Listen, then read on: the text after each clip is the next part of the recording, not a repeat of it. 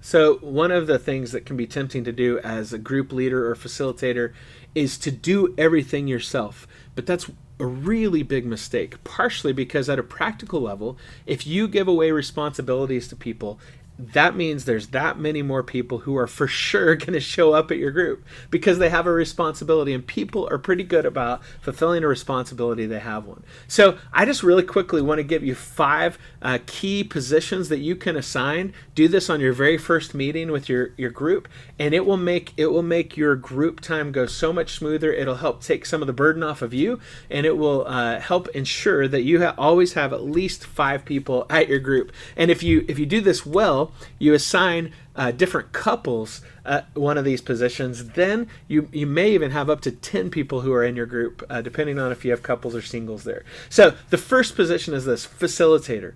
This is a person who's been trained with the questions. They maintain kind of a relationship with the small group system. This is in general going to be you. Although if you want to, and you have somebody in your group who you think could do a great job of this, let's get them trained and get them in connection with us and start raising up the next generation of leaders. So that's what a facilitator would do. They would take the group through the discussion and through the questions, and they would keep things focused. They'd keep it moving in the right direction towards application. The second position that you can have is actually to have a host. Now, a lot of times it can be easy for a facilitator to be the one who also hosts the group.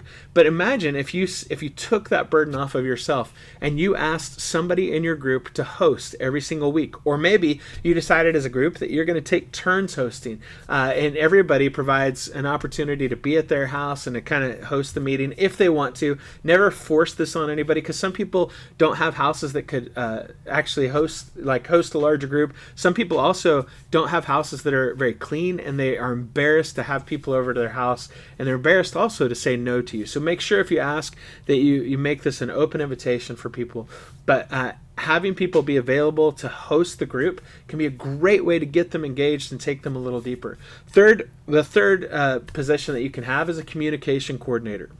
This is a person who sends out reminders to the whole group about upcoming meetings. They let people know about any urgent needs that are in the group. Maybe there's some prayer requests, or they found out that somebody had their baby this week a couple weeks early, and we need to put together some kind of meal train or something for them. That person can help coordinate that and be on top of that. And if you give it to the right person, they'll do a really good job of just building community with your group through communicating, maybe text messaging or email or whatever works for you guys.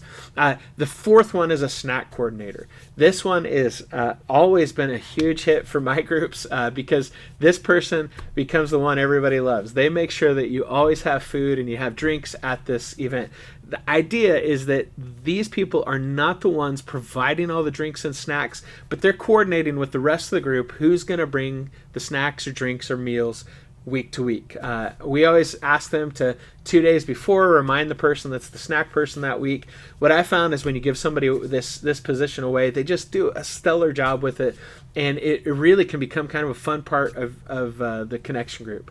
The fifth one is you can have a coordinator who kind of does devotions. Now, you don't have to have devotions, but this is one that you can add in, and this would be somebody who just is sending encouraging little messages out to your group weekly, and they're sending out a devotion saying, hey, I was reading this in scripture, or hey, I saw this online, or even maybe asking people in the group to send out a devotion. Hey, did anybody read anything in the scripture? Did anything stick out to you from the sermon before we get to small group? And so this is a really great way to get people engaged and to help just continue to take the discipleship factor deeper and further than it would go on its own. So I hope that you just thinking about not doing all of the leadership in your group yourself, but breaking it up, kind of spreading out the burden of that. I hope that this helps you to think about how to do that in a way that's impactful and actually meaningful, but also always helps to make sure that your group is full and has all the people at it that you need.